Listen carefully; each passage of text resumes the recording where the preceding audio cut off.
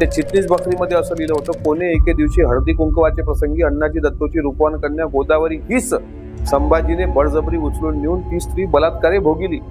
बाळाजीरावजी चिटणीसाचा खापर पंजोबा मल्हाररामराव चिटणीसनी चिटणीस बखर लिहिली होती. ते चिटणीस बकरीमध्ये असं लिहिलं होतं, कोणे एके दिवशी हळदी कुंकवाचे प्रसंगी अण्णाजी दत्तोची रूपवान कन्या गोदावरी हीच संभाजीने बळजबरी उचलून नेऊन ती स्त्री बलात्कारे भोगिली.